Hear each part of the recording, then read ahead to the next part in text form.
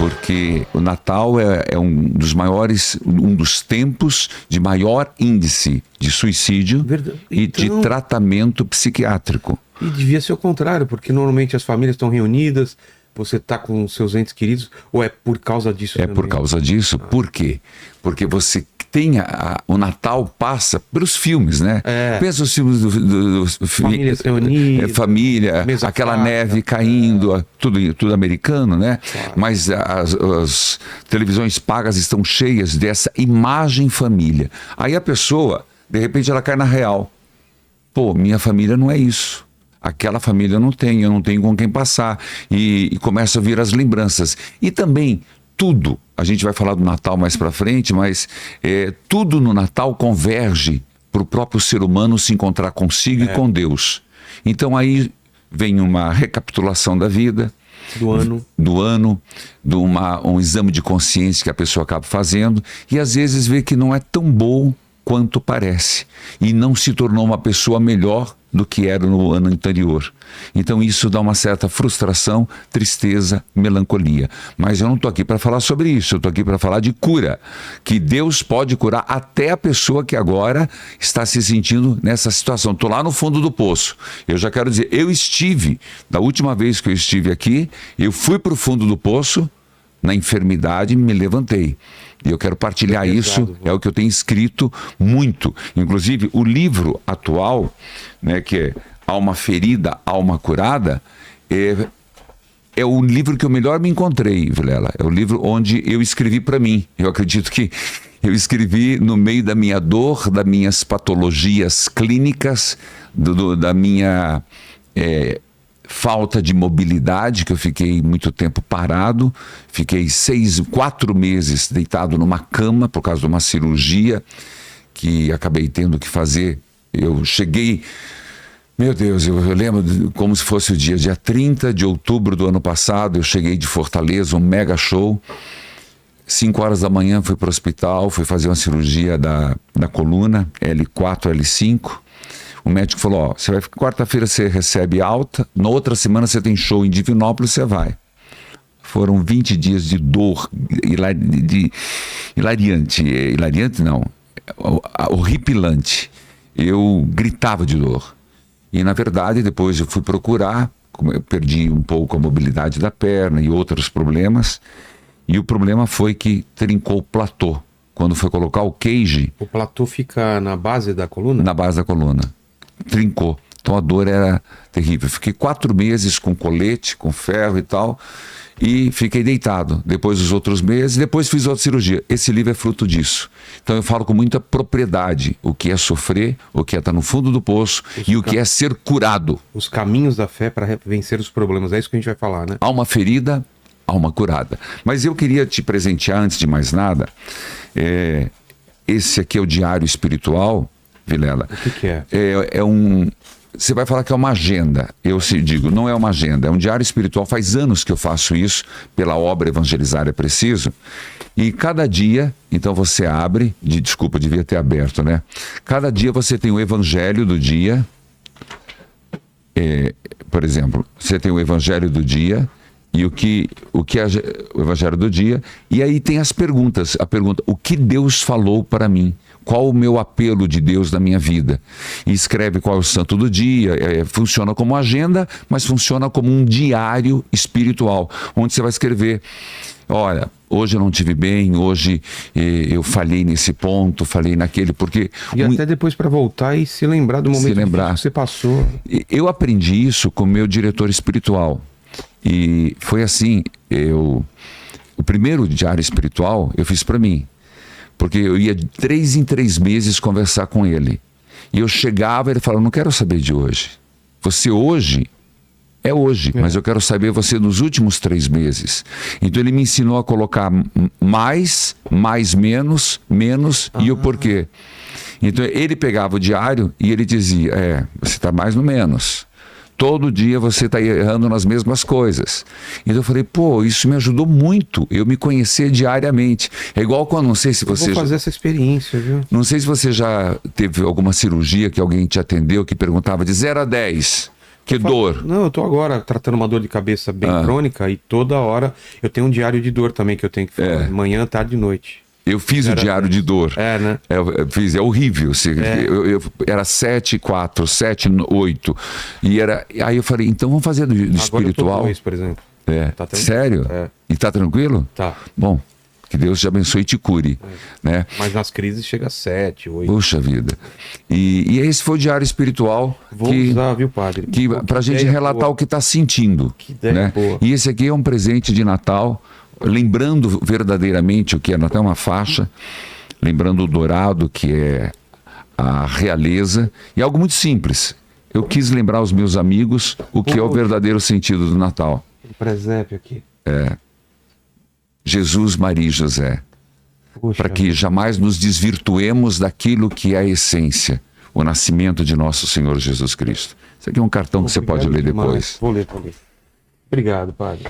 E é assim que a gente vive, se superando e deixando Deus fazer o trabalho dele. Eu até brinco, deixar Deus ser Deus já é algo maravilhoso. E é uma dificuldade da gente, né? Exatamente, porque nós... na mão dele. E confiar.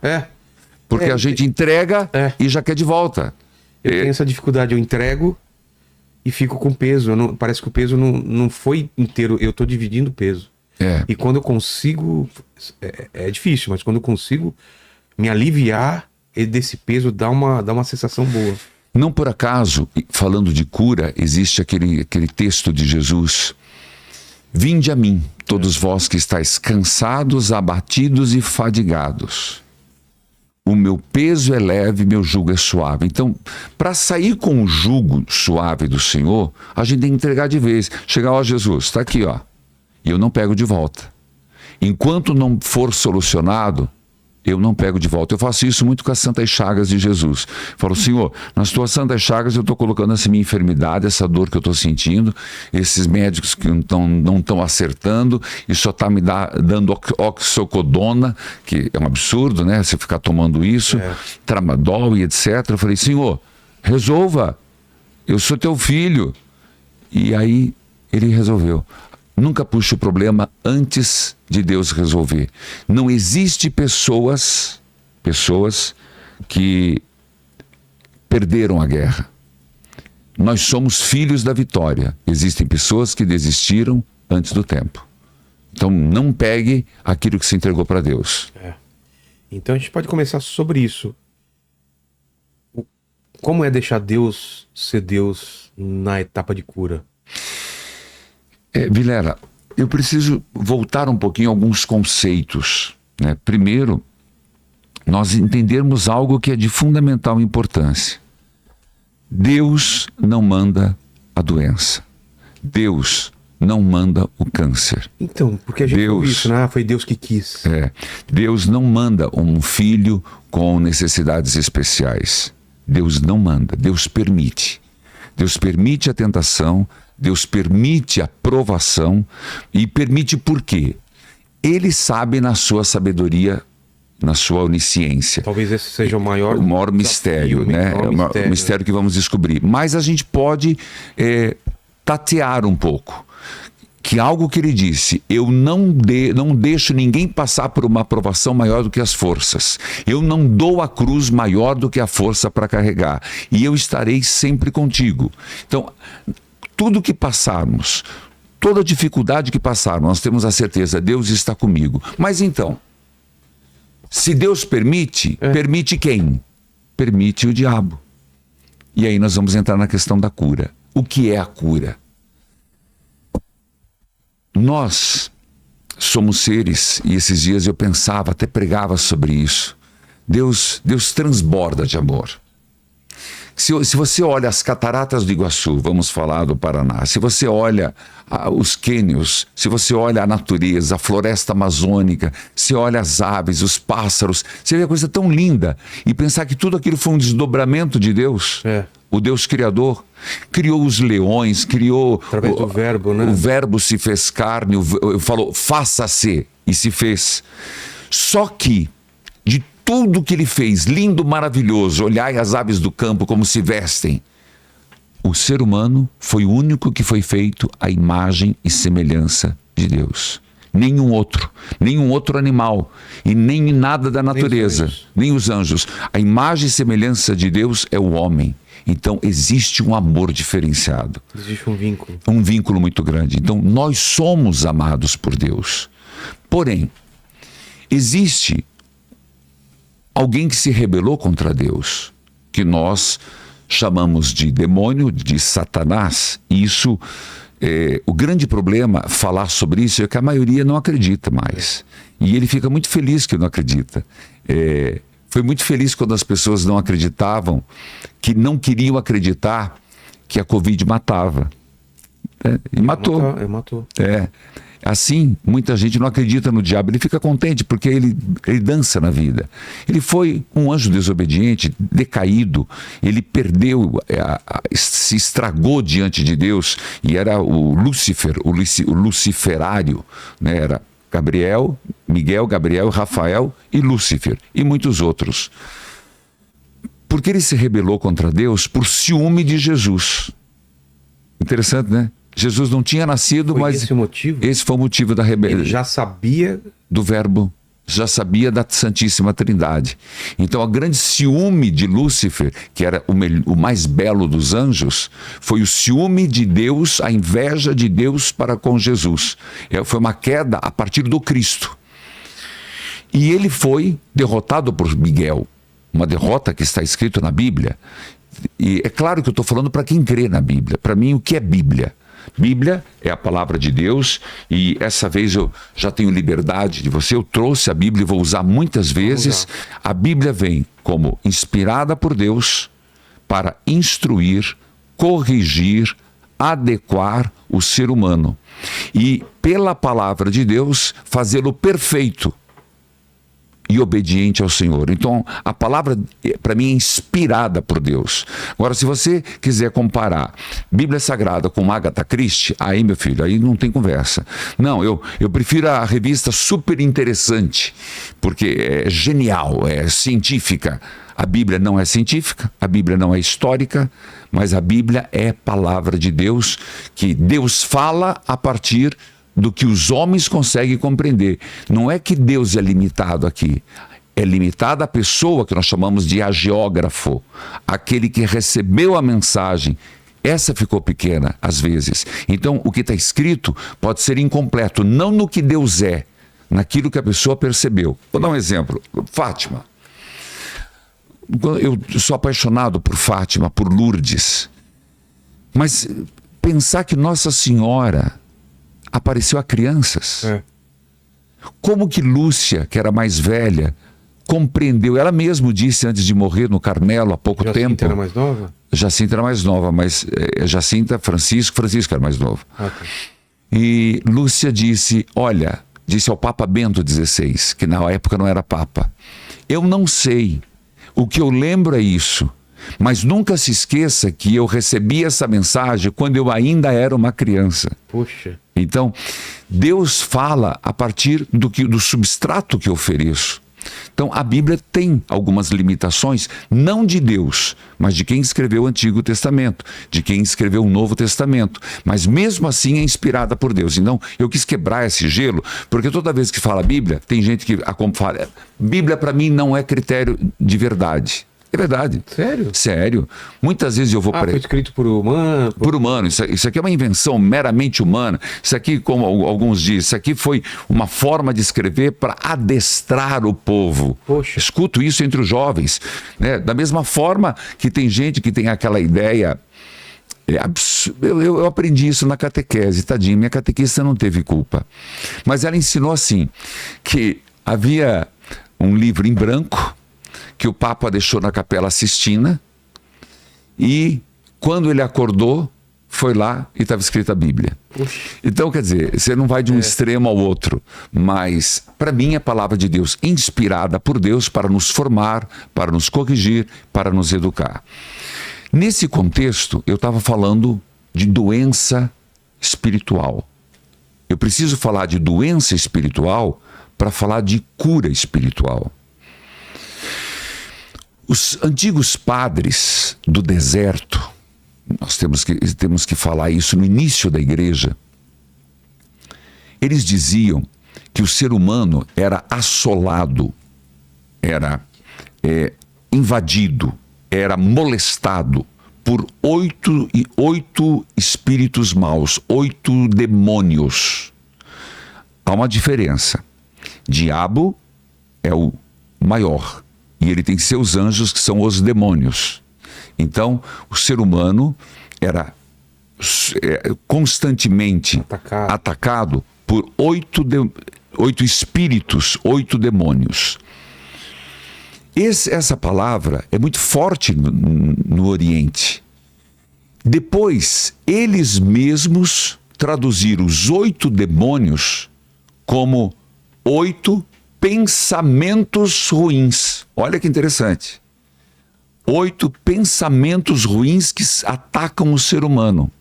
Nós vamos chegar. Tá. Sei que você vai perguntar quais são eles. Eu vou responder. Tá bom. Bom, mas depois veio 8 paixões desordenadas. Mas isso no Oriente. E no Ocidente? Como é que nós chamamos?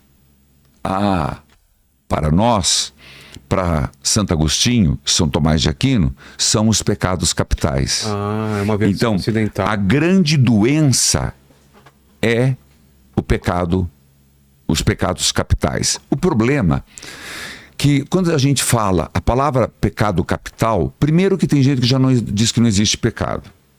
Eu fiquei frustrado esses dias. Estamos perto do Natal. Certo. Então teve dia de Todos os Santos. Uma mãe me perguntou, onde que eu ponho meu filho para estudar? Eu falei, olha, eu vim no colégio católico, uma formação católica. Meu filho também tá, né? E eu disse para ela, custa um pouco, mas põe numa escola católica. Pois bem, chegou agora, dia 20 de outubro, a mãe chega e diz, padre, olha isso aqui. Falei, deixa eu ver. Eu não enxergo muito, puxei o óculos. No dia 1º, que seu filho vá vestido ou de morte, ou de fantasma, ou de bruxo, porque nós teremos o dia do Halloween. Ué? Rapaz, eu fiquei doente de raiva. Eu peguei o telefone e liguei pro diretor. E aí? Disse assim, mas como? Eu fui um dos que incentivei o colégio católico e agora vocês estão fazendo uma festa pagã? Vocês estão pensando o quê? Claro, aí veio com um monte de discurso, mas eu disse para a mãe, não mande. Porque católico não celebra a morte, ele celebra a vida. Isso aí é uma coisa, o Halloween é uma coisa dos celtas, que remonta lá da antiga Inglaterra, dos anglo-saxões, e trazer uma cultura que não é nossa. Por que não celebra todos os santos? Então, nesse contexto, as pessoas não aceitam que se faça uma crítica dessa sobre Halloween, e eu estou dizendo, Halloween não é para católico, Halloween não é para se ser festejado, Halloween é coisa pagã. Então o católico tem que celebrar todos os santos um dia antes de finados, para lembrar no dia de finados que a morte não é o fim. Olha, por isso que é dia 1º. Dia 1º, dia de Todos os Santos. Finados, dia 2. Então, primeiro você passa pela celebração da vida, os santos que estão vivos, para no dia de finados você ir no cemitério e dar aquele choque, que dá um choque. Eu fui no cemitério e olhei, é uma cidade, né? Aquilo eu fiquei parado, você vê lá granito, você vê lá ferro, você vê lá, e eu lembrei de Santo Ambrósio. As flores murcham, as velas queimam, a prata e o ouro o tempo corrói. Para os mortos, rezar, rezar, rezar. Então, naquele dia eu fiquei pensando assim, meu Deus, nós católicos temos algo tão bonito, mostrar que é um outro lado do caminho, é apenas um outro lado de lá, que é um até breve. Eu gosto sempre de ver a morte como um até breve. Eu fiz esses dias, essa semana, antes de vir aqui, fui fazer as exéquias, que é a encomendação, e eu disse para as pessoas, que é exéquia? Exéquias é encomendar o corpo, benzer o corpo. É uma extremunção ou não? Não, é quem já morreu. Quem já morreu. Extremunção é antes da morte. Tá. Se está morto, você não dá extremunção. Apesar que extremunção não é só para quem morre, a unção dos enfermos. Não? Não. Eu já vou voltar depois lá, não perdi o raciocínio, que você puxou e eu não gosto de deixar sem resposta. existem 7 sacramentos. E existem alguns sacramentos que são da iniciação cristã. Primeiro, batismo, crisma, eucaristia. Ritos da iniciação cristã. Então, padre, eu fui batizado, mas eu não fiz primeira comunhão. Mas eu não fiz crisma. Então você não fez a iniciação cristã. Então você não é um cristão completo. Você fecha o ciclo da iniciação cristã. Você quer iniciação maçônica. Só para dar um choque para o teu ouvinte. Só para quem está ouvindo falar, padre, acorda. Então, iniciação cristã. Batismo, crisma, eucaristia. Pronto. Aí vem 2 sacramentos do estado de vida, que é estado afetivo. A ordem, que é o meu caso, ou sacerdote, ou casamento, o teu caso. Faltam 2. São 2 sacramentos de cura. Aí entra no nosso programa. 2 sacramentos de cura são a unção nos enfermos, que você vai lá da unção dos enfermos, e quando você dá a unção dos enfermos, é um sacramento que você pede para a pessoa ser curada. Tanto que diz, por essa piíssima misericórdia, começa na testa, por estes santos olhos, o Senhor perdoe os seus pecados e lhe dê a vida eterna, curando das doenças do corpo e da alma. Que coisa linda, né? Então, e a confissão, que é o outro sacramento maravilhoso, que as pessoas não entendem o quanto é libertador uma confissão. Você escutar, eu te absolvo, eu até tinha dificuldade de pensar assim, imagina, até perguntei pro meu professor de liturgia, eu não posso mudar, Deus te absolve em nome do Pai, do Filho e do Espírito, eu me sinto mais confortável. Ele falou, não, a fórmula é, eu te absolvo em nome do Pai, do Filho e do Espírito Santo. Aí eu falei assim, mas eu não me sinto digno. Ele falou, não quero saber se você é digno. Naquela hora, você é in persona Christi. Naquela hora, você é a personalidade do Cristo diante do pecador. Então você, na qualidade de Cristo presente, sacerdote ungido, eu te absolvo em nome do Pai, do Filho e do Espírito Santo. Gente, essa frase tiraria muitas almas do inferno. Verdade. Essas almas teriam tirado muitas almas do purgatório. Essa frase tiraria muita gente do pecado grave. Então são 2 sacramentos de cura. Como eu disse, a unção dos enfermos, que não precisa receber só para morrer. Você recebe, por exemplo, você vai fazer uma cirurgia. Eu, quando fui fazer minha cirurgia, fiz 2 agora recente, eu fui receber a unção dos enfermos, confessei. Você vai fazer uma viagem longa, recebe a unção dos enfermos. Tudo que coloque em perigo um pouco a sua vida, receba a unção dos enfermos. Entendi. E o segundo, a confissão. Quando que a gente deve confessar? Por obrigação, vou ser sincero, é uma vez ao ano, pela Páscoa da Ressurreição. No mínimo, então. No mínimo. Nós, padres, uma vez por mês. E se vocês confessam com quem? Com padres. Com outros padres. Né? E a gente confessa mesmo. Eu tenho meu confessor. Por que eu tenho meu confessor fixo? Porque ele sabe os meus defeitos. Então ele vai me corrigindo. Sabe? Ele vai me orientando. É bom você ter, que não é uma orientação espiritual, mas ele sabe, não tem como você se esconder. Então eu tenho meu confessor, que me ajuda muito. Tenho o meu orientador,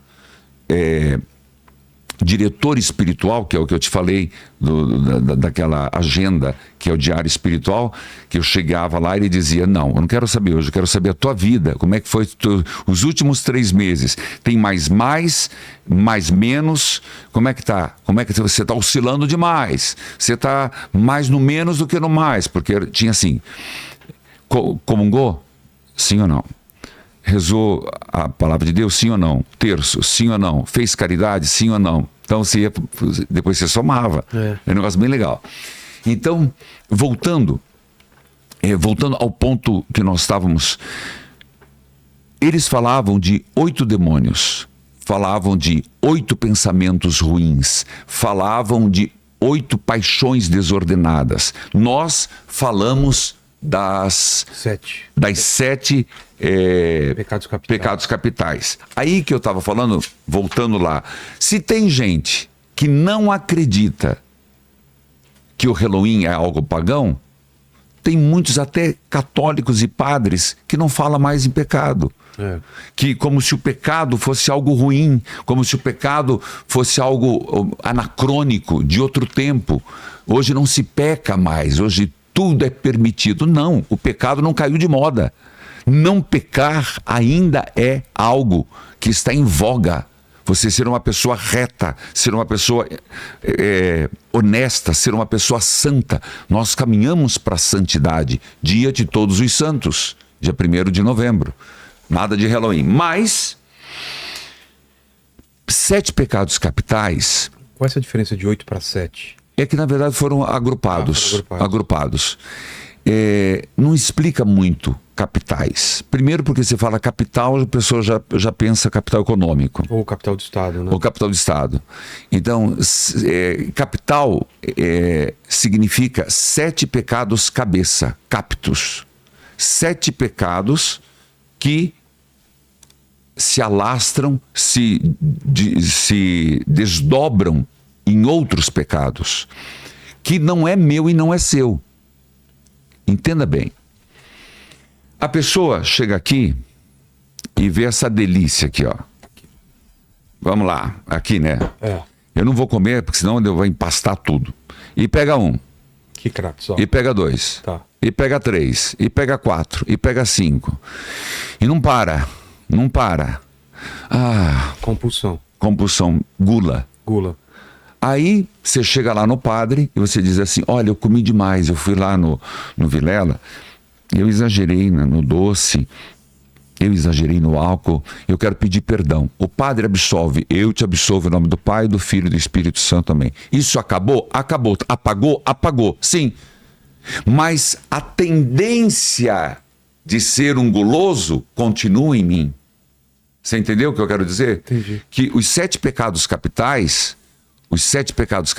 eles têm a ver com aquele espírito demoníaco que fica perto de nós tentando nos corromper. Uma vez que o ser humano é bom, mas o ser humano não está bem. O ser humano é para ser curado, mas o ser humano está doente. O ser humano é para ser santo, mas o ser humano está imperfeito, com o pecado original. Então aqui já apareceram vários pecados. O pecado original, que é o pecado de Adão e Eva. E era o pecado pessoal deles. Eva e Adão desobedeceram a Deus, escutaram a serpente, mas aquela desobediência foi como uma mancha. A gente fala o pecado original como mancha. Você imagina uma roupa branca manchada. Ou como um veneno. Isso é outra linha também da igreja. Um veneno que a cobra mordeu no ser humano. Então nós andamos com esse veneno no corpo. O que é isso, Vilela? Vilela, você concorda comigo que nós temos algo dentro de nós que puxa pro ruim, porque não presta? Nós temos dentro de nós temos o certo e o errado. A gente faz o errado. É impressionante o que é isso. Por que o ser humano vai para as coisas erradas? É porque está na natureza decaída dele. Porque quando Deus nos fez, Ele nos fez com dons preternaturais, sem dor, sem morte e em plena beleza de Deus, sem morte, sem dor e como seres humanos completos. Com o pecado, nós decaímos. Entrou a dor, entrou a morte. E esse veneno que todo ser humano carrega, que é o pecado original. Depois eu falei de pecado pessoal. Porque o fato de eu falar que existem demônios que ficam no nosso ouvido, azucrinando e nos instigando, nós vamos falar instigando a quê? A isso, aquilo. Porque às vezes a pessoa está tão bem, um casamento maravilhoso, um padre exemplar. Por que de repente está tudo errado? Por que de repente você vê, é demoníaco?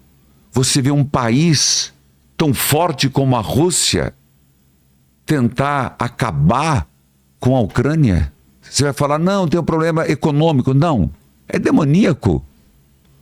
É demoníaco você fuzilar. Isso não é da natureza humana. Isso é a natureza decaída do ser humano. Então a luta, a briga É aqui que eu estou te falando. Eu escrevi muitos livros, ó. Batalha Espiritual, o livro mais lido meu de todos que eu já fiz. Você vê quanto tempo que eu estou nesse caminho. Depois fiz Combate Espiritual. Depois você me devolve que eu vou citar alguns. Tá.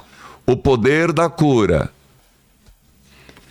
E Feridas da Alma. Você vê que é tudo na mesma linha. Exato. Tá tudo relacionado? Tudo relacionado. Por quê? Porque eu sinto que as pessoas estão precisando de cura.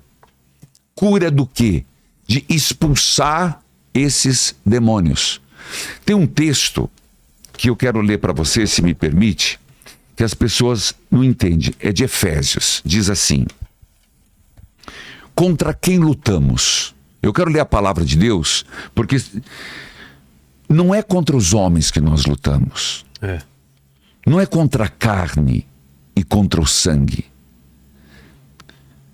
Nós temos que lutar contra os principados e potestades, contra os príncipes deste mundo tenebroso, contra as forças espirituais do mal. Cara, se você não acredita nisso, quem está me escutando, por favor, eu sou padre Reginaldo Manzotti, católico, apostólico, romano, eu acredito na Bíblia, acredito na Sagrada Escritura e essa é a minha fé, respeite-a. Está aqui, eu estou com uma luta contra os espíritos maus. Quais são esses espíritos maus?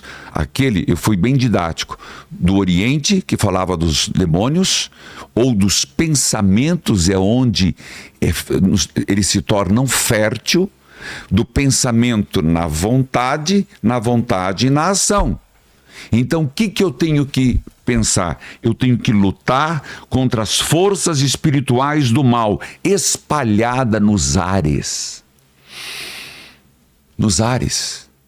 Então aqui tem espírito. Eles não estão restritos a territórios. Não, pode ser dentro da igreja. Por que aquela pessoa é tão... Existe lugar que o mal habita. O mal pode estar em qualquer lugar. Qualquer lugar. Na igreja, por ser lugar sagrado, menos. Como infestação. Entendi. Como domínio do mal completo do ser humano. Mas como sugestão. Como atiçar para as coisas ruins. Querer que a pessoa se perca, não tem lugar. E ninguém está isento disso. O próprio Cristo foi submetido a isto. No deserto. E nós vamos ver que por que as 3 tentações? Você me permite tomar um gole d'água aqui? Claro, claro. É água, não é cachaça não, né? Não, não. Não, por favor. Não sei se o Kratos mudou aí. O meu é água. O meu tem que ser também, né? No mínimo, água benta. Peraí, vamos pensar água. Vamos. Em São Tomás de Aquino,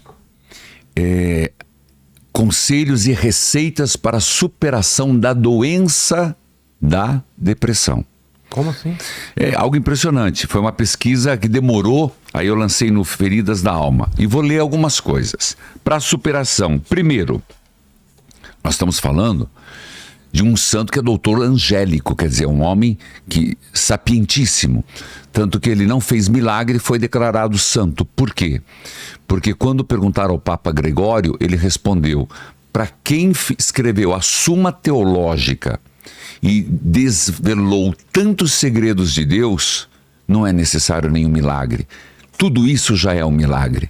Então é um homem de grande sabedoria. Primeiro, sair da depressão. Conte com a solidariedade dos amigos. Ele dizia: tenha amigos verdadeiros na hora da dificuldade. Primeiro conselho de São Tomás. Segundo, busque impreterivelmente a verdade. No momento de desolação, no momento de depressão, eu estou usando vários momentos, momento de incerteza, momento de mudança de vida, que você fica naquela... Sei. Vou ou não vou? Então, amigos. Não amigo de bar. Amigo verdadeiro. Amigo que, na hora que tua carteira está vazia. Amigo da hora que você está no fundo do poço. Então, esse amigo. Segundo, busque a verdade. Porque a busca da verdade, ela vai descortinar em você libertação. Ela dói, mas ela descortina uma libertação. Se você insistir numa mentira, ela pode te dar conforto, mas ela traz junto com ela o diabo. Porque o pai da mentira é o diabo, Santo Tomás de Aquino. Então, às vezes, eu já fiz isso, viu? Eu te contei, eu tô contando do rádio de novo. Teve mãe que falou para mim: padre, meu filho tem algum problema, meu marido está com um problema. Eu falei: a senhora já pediu para Deus a verdade? Como assim? Porque eu atendo na hora, né? A senhora reze para Deus, mostre-me a verdade sobre o meu filho. Ele está ou não está envolvido com más companhias? A verdade, Senhor. Sois o Deus da verdade, o Espírito Santo da verdade. Mostre a verdade. A mulher me conta que quando abriu o guarda-roupa, caiu a xepa de maconha. Nossa. Outro caso, porque minha vida, tenho 20 anos de rádio. Mostra a verdade do meu marido está me traindo ou não está me traindo, mostra a verdade do meu marido. Eu falei: senhora, a senhora tem certeza que a senhora quer saber a verdade? Ela falou: oxente, o senhor está louco? Eu falei: não, porque depois que a senhora souber a verdade, a senhora vai ter que tomar atitude. Vai ter que tomar uma decisão. Aí ela falou: não quero. Não quer saber ou não? Não quer saber. Então, a verdade, ela é importante, só que quando a gente sabe a verdade, ela tem que nos libertar. E ela nos liberta. A mentira nos deixa na dúvida. E, deixando-nos na dúvida, o inimigo faz a festa. Depois, um conselho muito engraçado para o seu tempo, para o tempo dele. Tome banho. Não era comum, nós estamos falando da Idade Média, né? Verdade. Idade Média. Tome banho. Porque asseio pessoal faz bem ao corpo e à alma. Quarto, durma bem. Tenha um sono restaurador. Nós estamos falando de o quê? O Concílio de Trento, 1400, mais ou menos, por aí. Nós estamos falando desse período da Idade Média. Durma bem, tome banho, tenha amigos, busque a verdade. Porque, e o último conselho, faça seu momento de meditação diário. Faça seu momento de escuta interior. Escute os apelos internos da sua consciência e do seu coração. Porque Deus não tem WhatsApp. Deus não tem telefone. Deus fala nos sinais, mas principalmente na consciência de cada um. A consciência é, para nós, o alto-falante de Deus. Deus usa a nossa consciência para ecoar. Isso é muito importante. Então, esses são alguns remédios de São Tomás de Aquino. Mas, padre, para que a gente consiga vencer esses demônios, nós estamos falando de doenças espirituais. Veja, talvez eu esteja falando tudo isso e alguém fala: para, padre, de falar, tudo isso são doenças mentais, são doenças psíquicas. Caboclo, as duas doenças se juntam e se manifestam. Tanto que há muitos psicólogos que atendem as pessoas e dizem: isso não é um caso para mim, é para o padre. Muitas vezes eu, como padre, digo: isso não é um caso para mim, é para psicólogo. Não somos excludentes. A psicologia, a psiquiatria não exclui a religião não exclui a psiquiatria e a psicologia. É possível caminhar juntos. Então, o que eu estou falando é de doença espiritual mesmo. 3 remédios, já falei de alguns remédios. Toma banho, né? Ajuda, o coleguinha gosta, durma bem, tenha bons amigos e faça a sua meditação constante. Mas existem 3 remédios que também podem ajudar a gente a sermos pessoas mais equilibradas. Agora eu começo a usar uma palavra: equilíbrio. Nós temos que ser equilibrados. Por mais que o nosso coração precise ter picos, nós não podemos viver assim. Altos e baixos. Esse alto e baixo, isso faz mal. É muita adrenalina no organismo. Isso não faz bem. Os 3 pontos da Quaresma: oração, jejum e penitência. 3 coisas importantíssimas. São 3 remédios. Jejum é para você enfraquecer o corpo físico. Jejum é para você fortalecer o espiritual. Entendi. É o contrário. É o contrário. Ele não é no negativo. Entendi. Porque você, enfraquecendo o físico, o espiritual, ele prevalece? Na verdade, não é enfraquecer o físico. É você fortalecer o espírito. Porque senão a gente fica no negativo. Então, mas por que o jejum, ele fortalece o espírito? Em que sentido? Porque você coloca autodomínio na vontade. Ah, tá. Você vê isso aqui é uma delícia, essas gominhas. Eu fiz Mas eu fiz, se eu, jejum se eu estou na penitência. semana passada de 84 horas. Mas não é aquele jejum intermitente, nada a ver com isso. Espiritual mesmo. Espiritual, que bom. Porque agora confunde, você já percebeu? Pegam coisas jejum, aqui e põem lá. Então eu estou vendo isso aqui. Eu não vou comer. Por quê? Porque, por exemplo, vamos dizer que toda quarta-feira eu faço a penitência de não comer doce. Justamente numa quarta eu viria aqui, ou numa sexta eu viria aqui, e tem isso aqui. Eu estou de jejum de doce. Então eu tenho que simplesmente, não quero. E acabou a conversa. Agora, se eu começo, não, mas é só hoje, né? Eu estou fora de casa, estou ali no Vilela, né? Isso aqui não é todo dia. Isso aí você começa a enfraquecer. Enfraquecer o corpo, fortalecendo o corpo à vontade. Então, na verdade, é um grande aliado nosso o jejum. É um grande aliado. O jejum faz um bem imenso. E, por favor, não é o intermitente. Eu estou falando do jejum espiritual. Segundo remédio que eu falei, a caridade. Na Bíblia que fala que algumas caças de demônios só saem com jejum, né? Algumas libertações. Uma vez os apóstolos, e na verdade eram os 3, né? Pedro, Tiago e João. Jesus não estava e veio uma pessoa endemoniada e eles não conseguiram. Aí quando chegou, a mulher disse, olha, nós trouxemos e os teus discípulos não conseguiram. Jesus expulsou o demônio e eles perguntaram, por que nós não conseguimos? Aí ele diz exatamente essa frase, porque há certos demônios, há certas libertações que só se faz com muito jejum e oração. Então por isso o jejum tem um valor muito grande. A caridade. Segundo ponto, a esmola. Eu sei que muita gente vai dizer, mas eu não faço mais caridade. Nós temos que fazer a caridade. Está na nossa essência cristã. A caridade faz parte do cristianismo. A caridade faz parte da nossa essência católica. Então, a fome do outro me diz respeito. A necessidade do outro me diz respeito.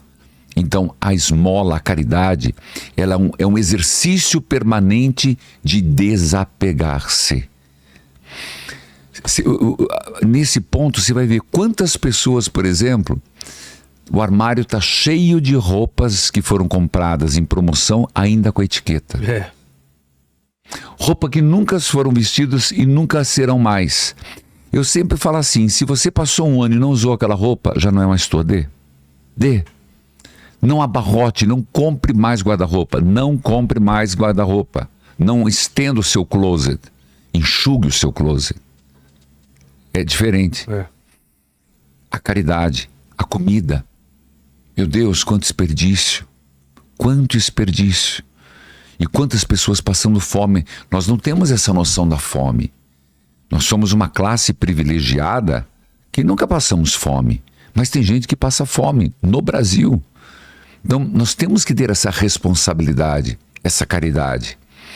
Quando na igreja, às vezes eles fazem aquela campanha, traga 1 quilo de alimento. Alguém pode dizer, mas não vai ter valor nenhum. Não vai salvar a fome do mundo. Mas o quilo de feijão que você leva vai matar a fome de alguém. Vai fazer uma diferença para alguém. E para você é um exercício de desapego. Por isso que os padres têm que fazer isso. Não é pegar do dízimo só e comprar a cesta básica. Fazer a pessoa levar. Isso é catequético. Isso é formador. Você está no carro com teus filhos e cada um está com um pacote de macarrão. Para quê? Não, porque nós vamos levar para a cesta dos pobres. Isso é a coisa mais linda que você pode fazer. Isso é educativo. E a terceira é a oração. Que é a terceira forma, o terceiro remédio para combater todas as doenças espirituais, os pecados capitais. Mas tem mais. As virtudes. Lembra que eu falei que nós somos chamados a ser pessoas virtuosas? Virtuosas. Nós não somos chamados a ser pessoas depravadas. Nós não somos chamados a ser pessoas apequenadas. Às vezes a gente se apequena por um falso amor, uma falsa paixão. A gente se apequena. A gente vai murchando para que o outro não acompanha, então você vai se apequenando. Mas não é da natureza. A natureza é crescer. Dá mais trabalho não crescer do que crescer. Eu vou repetir. A natureza é crescer. Num relacionamento onde uma pessoa se incomoda com o crescimento do marido, ou o marido se incomoda com o crescimento da esposa, vai dar errado. Vai ter separação. Por quê? Porque é da natureza crescer. Os dois têm que crescerem. Pode ser em áreas diferentes. Pode ser no cuidado, ela da casa e ele na profissão.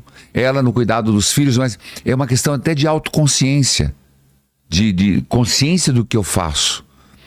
Mas se apequenar é uma covardia. Eu não posso ser um padre medíocre. Eu não posso ser um padre pequeno. Entende? Pequeno no sentido, né? Eu não posso... O meu sacerdócio tem que ser grande. Tem que ser um sacerdócio generoso. Tem que ser um sacerdócio oblativo. Mais do que sacrificial. É oblativo. Então é esse o sentido que a gente dá. Mas nós podemos... A tradição da igreja é de luta. É de batalha. Eu não tirei isso aqui da minha cabeça. Batalha espiritual. Aqui tem Santo Inácio de Loyola, que falava sobre a batalha espiritual de São Tomás de Aquino, batalha espiritual de Santa Teresa d'Ávila, batalha espiritual de Santa Teresinha do Menino Jesus, combate espiritual, que é um combate... Aqui a batalha eu trabalhei no sentido do cosmos, aqui o sentido mais amplo. Do exorcismo nesse livro, mais no aspecto da contaminação, vexação, essas coisas. E aqui, no dia a dia, está escrito como que eu luto. Então, no dia a dia, como é que eu enfrento a gula? Com a temperança. Temperança. O que é temperança? É o meio termo. Não é 880. A vida não é 880. Tinha um princípio básico na Idade Média que a gente esquece. E tinha um padre que me lembrava, faleceu, um monsenhor. Comer de tudo, mas não comer tudo. Temperança. Ter a temperança, o meio termo. Ser equilibrado. Aquelas pessoas que têm aqueles rompantes, sabe? Pessoas que têm aqueles rompantes que briga, xinga, fala. Um minuto depois, você vai falar, não, isso é um problema de personalidade. Não. Não é só isso. Tem mais coisa. A ira, exatamente isso. Por que a pessoa, de repente, ela entra numa ira terrível? Por que a pessoa, de repente... Por quê? Porque ela fomentou o ódio. Ela está vivendo na zona do ódio. Ela está dando o braço a torcer pelo ódio. Uma pessoa que ela fica muito irritada. Ela tem que começar a se perguntar, por que eu estou irritado? Por que a tua conversa está me irritando? Por que o que você está falando está provocando em mim esse sentimento? Eu estou me sentindo agredido. Isso é psicologia? Não. Isso também é virtude. A mansidão, saber escutar. Mansidão, pacificar aqui dentro. Porque tem gente que não entende que o inimigo quer briga. O inimigo quer bagunça. Não é à toa que ele é diabolum, separação. Então, quanto mais briga, melhor. A mansidão Nosso Senhor disse: aprendam de mim, que sou manso e humilde de coração. Está faltando mansidão. Eu diria que, não sei se você percebe, eu não sei se eu devia dizer isso, mas nos vídeos, até alguns vídeos que as pessoas estão postando, que estão sendo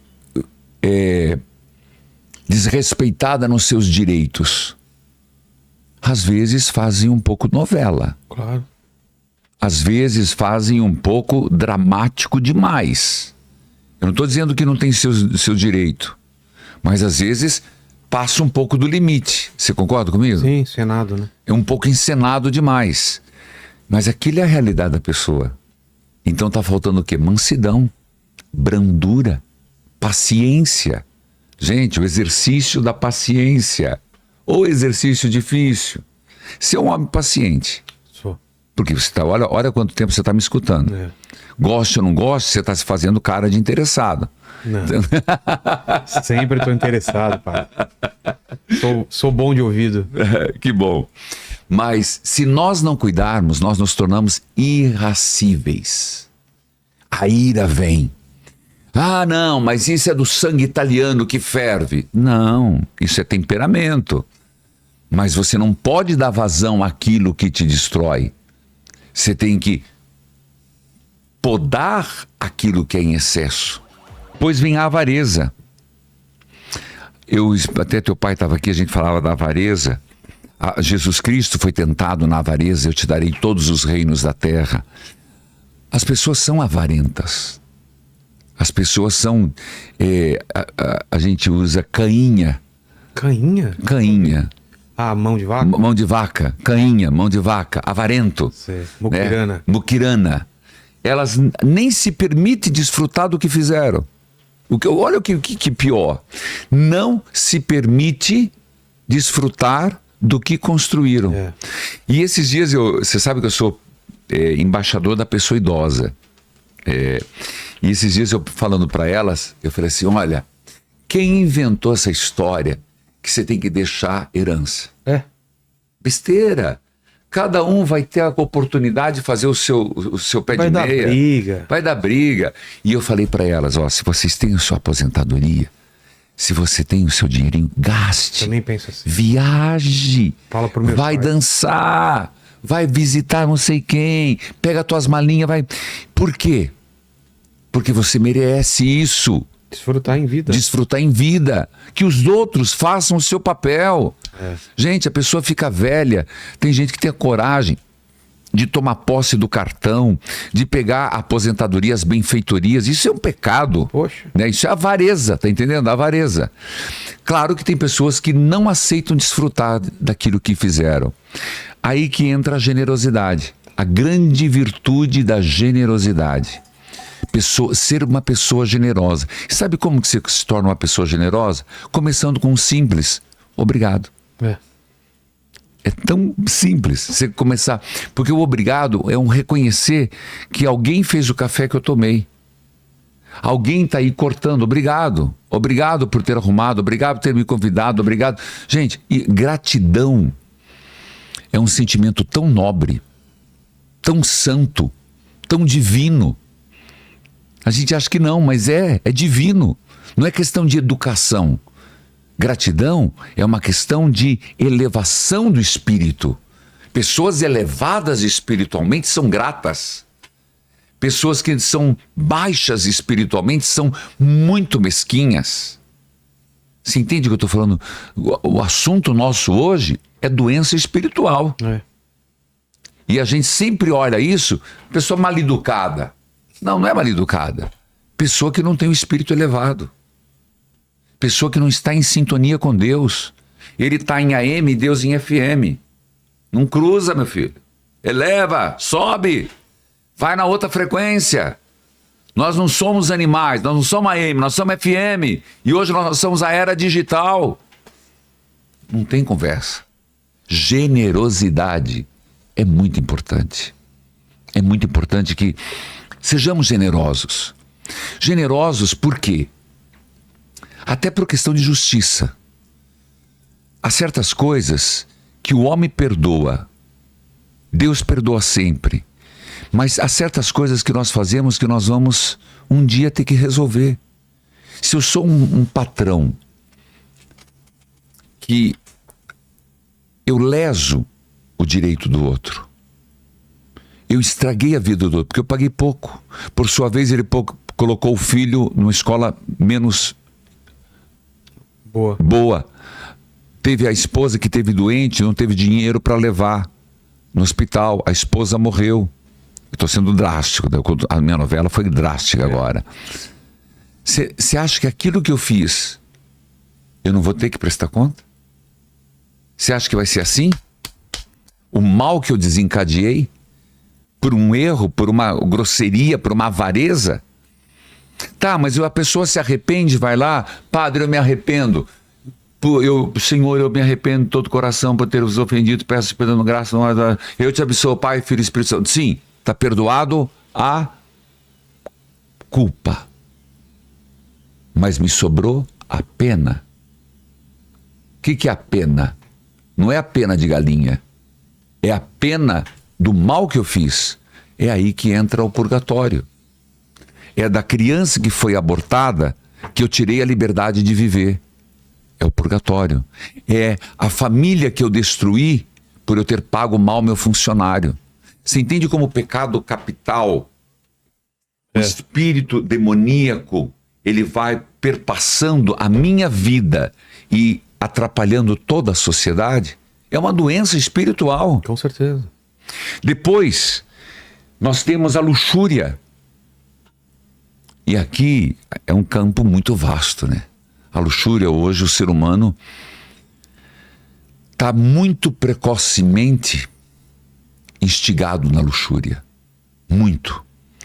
E eu não preciso ficar fazendo apologia aqui, mas a pornografia, a dependência pornográfica, ela é um vício muito grande, né? A tal ponto de hoje a gente escutar médicos dizerem: se você se masturba e faz sexo olhando pornografia, você tem grande possibilidade de broxar. O padre falando isso, né? Que coisa. Mas eu vi uma propaganda desse jeito. Não, vários médicos já vieram aqui e falaram. Então, por quê? Porque é um vício. As pessoas estão deixando o mundo real para ir para o mundo virtual. Só que eles estão indo para o virtual e não estão voltando. Está ficando lá. A alma ficou lá. O pensamento ficou lá. E tadinho do corpo aqui não responde. A imaginação, a imaginação. Me permita falar sobre ela. A imaginação, ela nos leva ao céu, mas ela pode nos levar ao inferno. A imaginação é um dos instrumentos mais pertinentes, é um vetor para que o inimigo haja em nós. É a imaginação.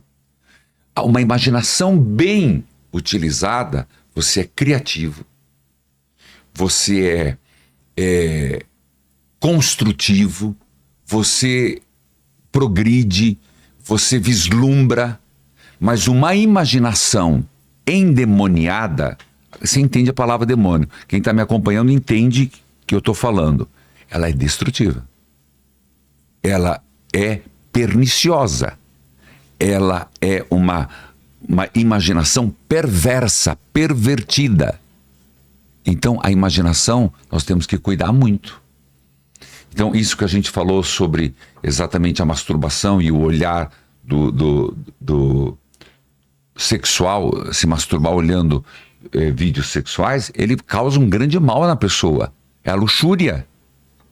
Então nós temos que cuidar da luxúria. E qual é a virtude? Castidade. Simples. Você vai falar assim, mas espera aí, o casal não pode ser casto. Castidade entre eles. A castidade vale para todo mundo. Eu sou celibatário, então para mim a castidade é não ter uma esposa. Não ter homem, não ter mulher, é a castidade. Agora o casal, ele faz o voto de castidade entre si. Então, é preciso essa castidade para que a alma se eleve na pureza. Uma pessoa que ela cai na luxúria, ela perde todo e qualquer valor. Tem mais um demônio, mais um pensamento, que é a soberba. A soberba foi quando nosso Senhor, se você lembrar lá no começo do programa, se te jogares daqui, os anjos não deixarão que teu pé se machuque alguma pedra. É a soberba. Como que reagiu Jesus? Adorarás ao Senhor teu Deus e só a Ele servirás. Humildade. A humildade é um antídoto. É uma virtude que desencadeia só o bem. Ele destrói a soberba. E a humildade, quando o ser humano é humilde, está até na Bíblia, no Magnificat, Lucas, nem preciso ler, sei de cor e salteado que eu rezo todo dia à tarde. Minha alma engrandece ao Senhor, exulta meu espírito em Deus, meu Salvador, porque Ele olhou para a humildade de sua serva. Ele olhou para a humildade da sua serva, menina de 15 anos, Miriam, que morava lá na Galileia. Doravante as gerações hão de chamar-me de bendita. Veja a humildade de Maria. O que falta para o ser humano é humildade. Gente, quando que a fama, o sucesso, estraga a pessoa? Sobe a cabeça. Quando ele se acha famoso. Quando ele se acha importante. Você não sabe com quem você está falando. Oh, frase terrível. Humildade. O ser humano está vivendo um problema de soberba muito grande. Muito grande. Você vê alguns chefes de Estado. Eu não vou dizer nome agora. Soberba. Muita soberba. E essa soberba leva a matar. Essa soberba, desejo do poder, é tão grande, porque aqui é o desejo de poder, que não percebe que está cometendo genocídio, que está cometendo mortalidade, que está cometendo injustiça. Então é muito sério isso, a soberba. Tanto que nosso Senhor em si derrotou por nós. E eu já estava lá quando ele derrotou o diabo. Só preciso tomar posse. Depois a preguiça. Você vai falar, hoje a pessoa não é preguiçosa. É sim. O ser humano é preguiçoso. E eu vou te dizer que, exemplo, todo mundo sabe que precisa fazer exercício. Um exemplo de preguiça. Pouca gente começa, só na segunda-feira. E a gente esquece que se você não gastar tempo para cuidar da tua saúde, você vai gastar tempo para cuidar da tua doença. Então, a preguiça só pode, que é uma doença espiritual. E aqui, gostaria que quem quisesse aprofundar o assunto, pudesse ler um livro, chama-se Assídia. Assídia, com C. Que é um livro antigo, mas ele é pequenininho. Mas é um livro maravilhoso, não dá tempo de eu explaná-lo aqui. Mas é dentro da preguiça, que é terrível, a assídia. Que é até a desmotivação de você querer ser uma pessoa melhor. Isso é a preguiça, a assídia. A desmotivação de reconhecer o que eu devia ter, que eu deixei de fazer. Entende? Entendi. Aí a diligência. Qual que é o antídoto? Qual que é a virtude? Uma pessoa diligente. Uma pessoa que não mede esforço para servir. Isso você percebe dentro de casa. Isso você percebe no funcionarismo público. Isso você percebe até nas igrejas. A pessoa que não veio, não entende. Jesus veio, eu vim para servir e não para ser servido. Mas a maioria das pessoas não estão nesse caminho. É tudo para si, eu sou o centro de tudo. A diligência é você procurar as coisas por excelência. Você é um cara que procura as coisas por excelência, não é? Sim. Você não gosta de coisa mal feita? Não. Eu também não. Então, nós, de alguma forma, somos diligentes. Agora, tem pessoas que não se preocupam em refação. Cara, se tem coisa que eu tenho pavor, me irrita, refação. Quer fazer. Caramba, velho, faz bem feito. Mas que coisa. Custa fazer bem feito, demorar um pouquinho mais do que, não, vou fazer depois eu corrijo. Não serve. Para mim não dá certo. Então, diligência. Depois vem a inveja. A 7ª e a última. A inveja é terrível. A inveja, como uma pessoa percebe que ela é invejosa? Quando ela se sente triste com o bem-estar do outro. Invejoso é a pessoa quando ela fica alegre com a desgraça do outro. Quando a inveja ainda vem com ciúme, então aí vem um sentimento de posse. Você não pode ter, porque eu não tenho. E se você tem, eu não quero ser igual a você. Eu não quero um microfone igual ao seu. Esse é bonito, cara.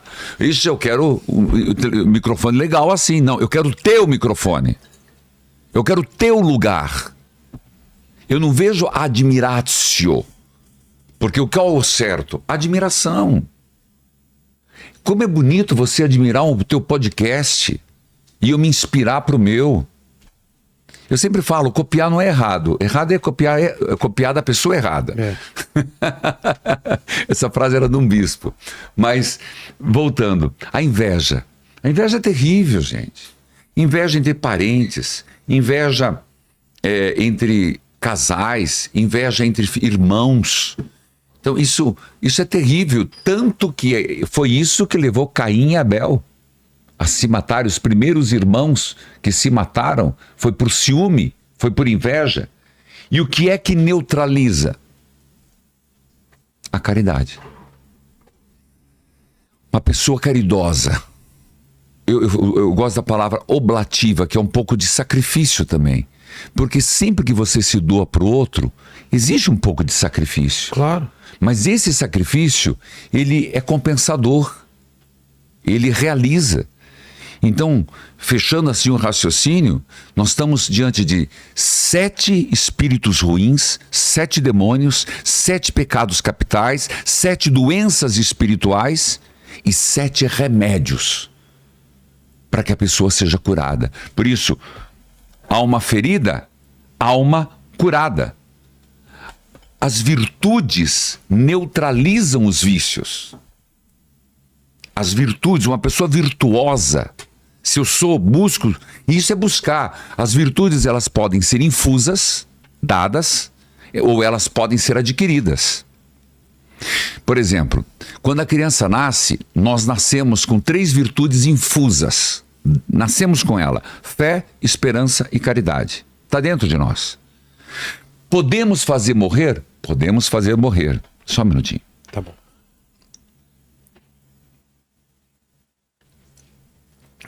Podemos matar a fé? Podemos. Podemos matar a esperança? Podemos. Podemos matar a caridade? Podemos. Mas ela está em nós. A fé, a melhor expressão de fé, para mim, é Hebreus capítulo 11, versículo 1. Crer sem ver. É a gente no escuro e a palpadelas. Eu creio sem ver. Hebreus capítulo 1. Capítulo 11. É lindo demais. Se alguém estiver passando crise de fé, vai lá. Esperança. Está dentro de nós. E a esperança é sempre representada, e eu acho lindo demais, como uma âncora. Que está no Novo Testamento. Âncora, a gente sabe que é aquilo que coloca no navio, que ele vai lá para baixo. Mas âncora, para nós, é você pegar a âncora, você roda e você joga para o céu. Âncora? A âncora. Está em Hebreus. E essa âncora entra pela porta do céu e cai no paraíso. Então a esperança é toda vez que eu me ver angustiado, eu me puxar na corda, cada vez mais perto do céu.